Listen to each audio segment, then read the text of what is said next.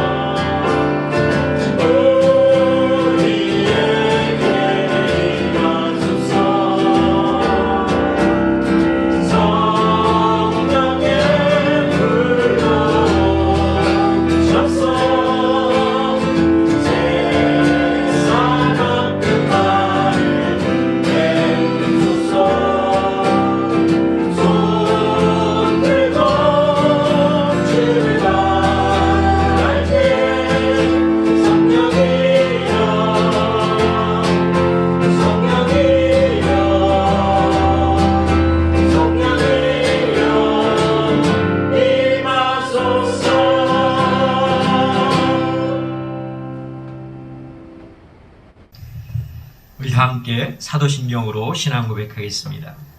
나는 전능하신 아버지 하나님 천지의 창조주를 믿습니다. 나는 그의 유일하신 아들 우리 주 예수 그리스도를 믿습니다. 그는 성령으로 잉태되어 동정녀 마리아에게서 나시고 본디오 빌라도에게 고난을 받아 십자가에 못 박혀 죽으시고 장사된 지 사흘 만에 죽은 자 가운데서 다시 살아나셨으며 하늘에 오르시어 전능하신 아버지 하나님 우편에 앉아 계시다가 거기로부터 살아있는 자와 죽은 자를 심판하러 오십니다. 나는 성령을 믿으며 거룩한 공교회와 성도의 교제와 죄를 용서받는 것과 몸의 부활과 영생을 믿습니다. 아멘.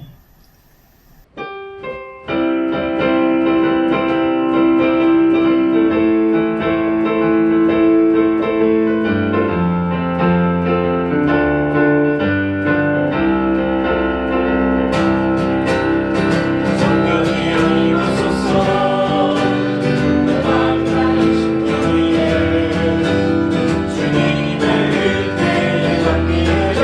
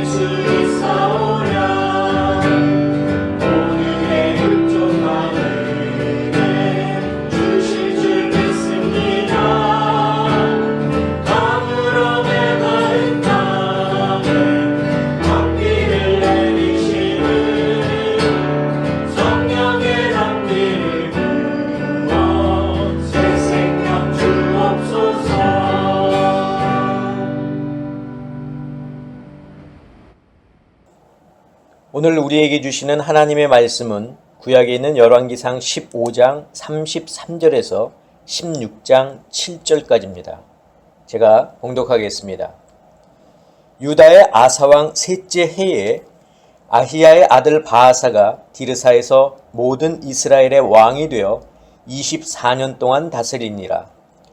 바아사가 여호와 보시기에 악을 행하되 여로보암의 길로 행하며 그가 이스라엘에게 범하게 한 그 죄 중에 행하였더라.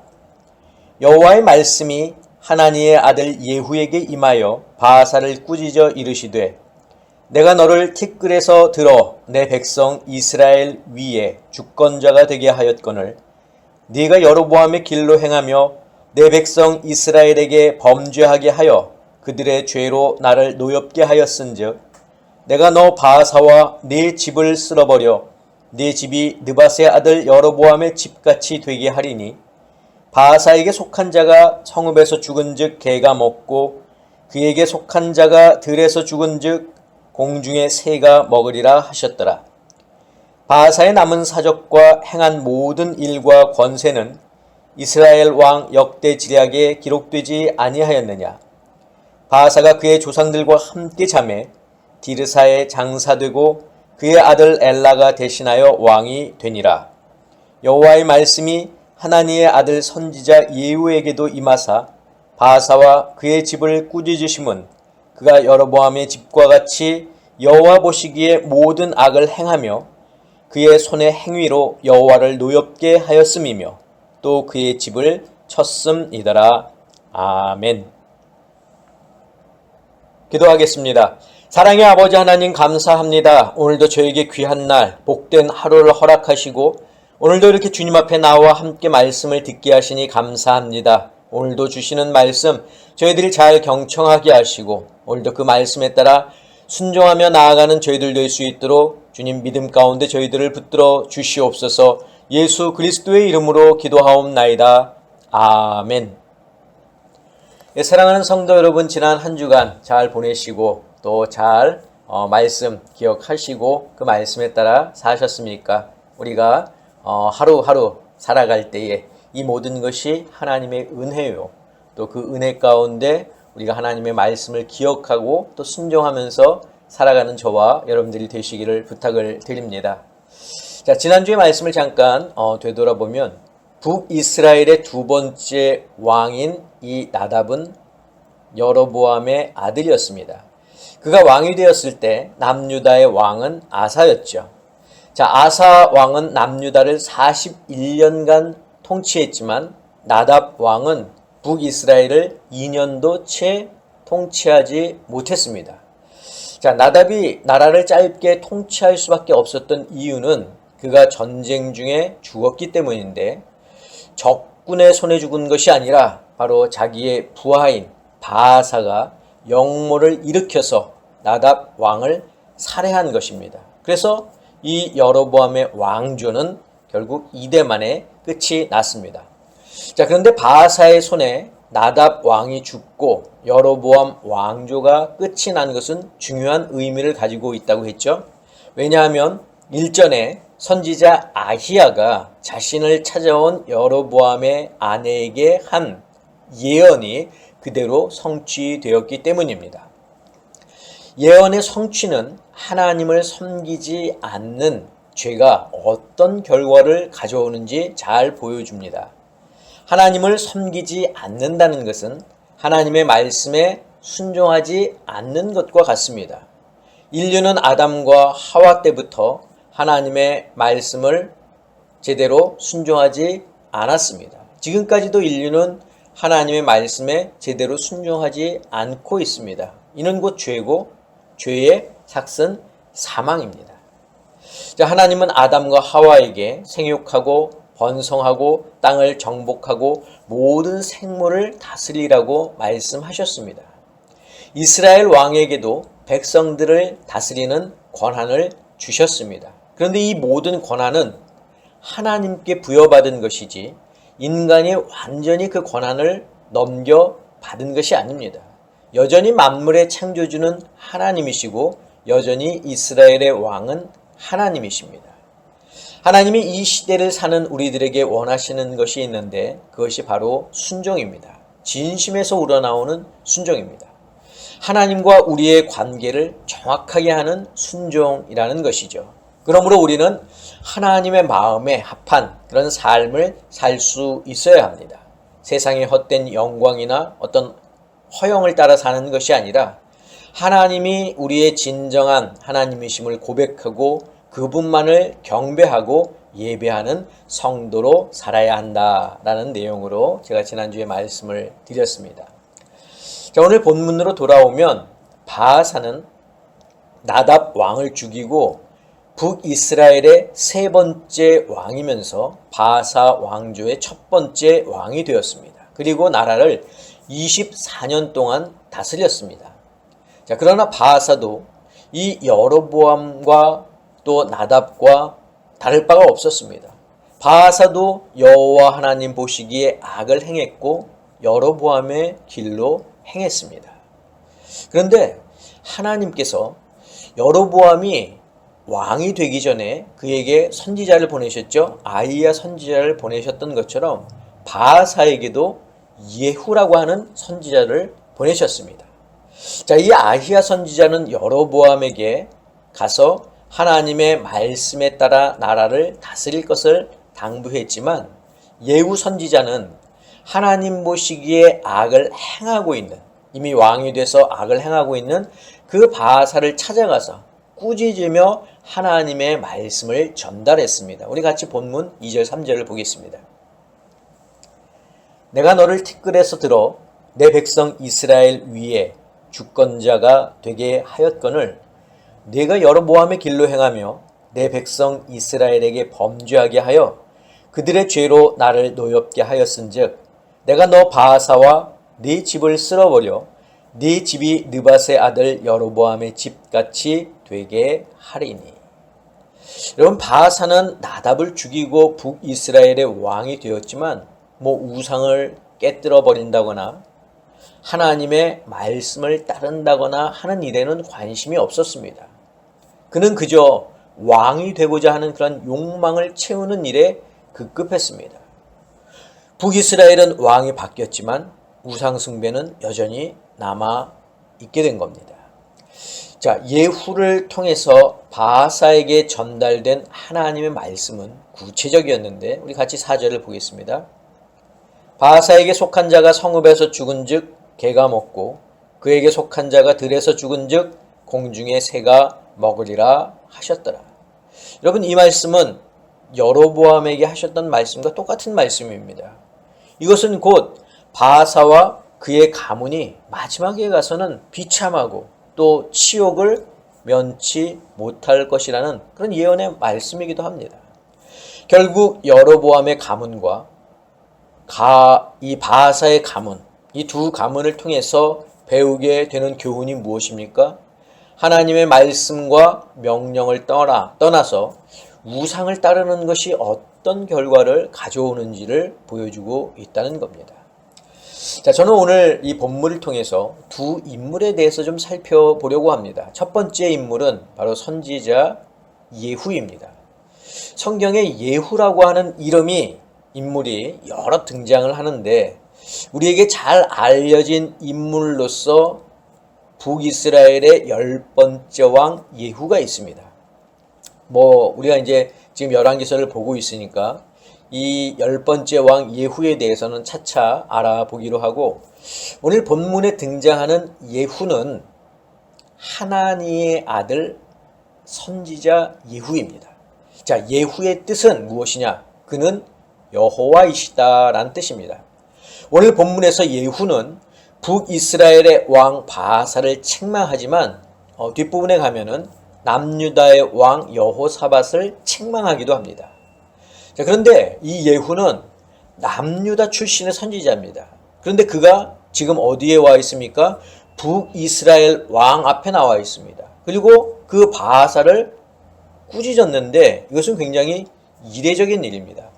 왜냐하면 당시에 이스라엘은 지금 남과 북으로 나뉘어져 있고 서로 전쟁이 잦을 정도로 사이가 좋지 않습니다. 그런데 남유다 출신의 선지자가 북이스라엘로 가서 그것도 북이스라엘의 왕을 책망했다고 하는 것은 그렇게 일반적인 것은 아닙니다. 물론 하나님께서 그렇게 명령하셨으니까 순종하는 마음으로 갔겠지만 이 일은 목숨을 내놓을 정도로 위험을 감수해야 하는 일입니다. 그럼에도 불구하고 예후는 어떻게 했습니까? 하나님의 말씀에 순종했다는 겁니다. 우리는 이런 예후에게 이런 수식어를 붙일 수 있습니다. 하나님의 말씀에 순종하는 사람. 보통 우리는 이런 생각을 많이 갖게 되는데 선지자라면 당연히 하나님의 말씀에 순종해야 하지 않겠는가? 하나님의 말씀을 전달하고 또 예언하는 사람이라면 위험을 감수하고서라도 하나님의 그 말씀에 따라야 하지 않는가라고 생각하는데, 여러분 성경에 보면 하나님의 말씀에 불순종한 선지자가 있죠. 바로 요나입니다. 하나님께서는 요나에게 니느웨 성으로 가서 하나님의 심판을 전하했을 때 그 말씀에 순종하지 않고 다시스로 도망갔습니다. 선지자임에도 불구하고 불순종한 겁니다. 우리가 앞전에 이 열왕기상 13장에서 이름은 언급되지 않았지만 하나님의 사람이 베델에 제단을 쌓고 제사를 드리는 여로보암의 손을 마르게 한 적이 있습니다. 하나님은 그에게 북이스라엘에 머무르는 동안 먹지도 말고 마시지도 말고 왔던 길로 되돌아가지도 말라고 하셨는데, 이 베델에 있는 거짓 선지자에게 속아서 그의 집에 머물면서 음식을 먹은 일로 죽음을 당했던 그 선지자 여러분들 기억하실 겁니다. 거짓말에 속기는 했지만 어쨌든 결과는 하나님의 말씀에 순종하지 않았습니다. 여러분, 말씀에 대한 순종, 어떤 특정한 사람에게만 해당되는 것은 아닙니다. 선지자니까, 예언자니까, 지도자니까, 왕이니까 당연히 하나님의 말씀에 순종해야지라고 하는 것은 잘못된 생각입니다. 물론 순종하는 것이 맞지만 그런 사람들만 순종해야 된다는 생각은 잘못됐다는 거죠. 하나님의 말씀, 하나님의 명령은 모든 사람에게 주어지는 겁니다. 이스라엘 백성에게도, 또 하나님을 믿는 사람에게도, 더 나아가서 하나님을 믿지도 않고 하나님을 알지도 못하는 사람들까지도 하나님의 말씀에 순종해야 한다는 겁니다. 왜냐하면 하나님은 이 만물, 세상의 주인이시고 또 하나님께서 마지막 때에는 하나님이 세우신 공의로 세상의 모든 사람들을 심판하실 것이기 때문입니다. 하나님의 선택된 민족이라고, 하나님을 안다고, 교회에 다녔다고 해서 하나님의 이 심판에서 제외될 수는 없습니다. 하나님의 심판에서 자유로운 사람은 오직 하나님을 믿고 그 아들 예수를 그리스도로 믿는 사람들 뿐입니다. 그래서 우리가 전도하는 것이고 선교하는 이유가 바로 여기에 있는 것입니다.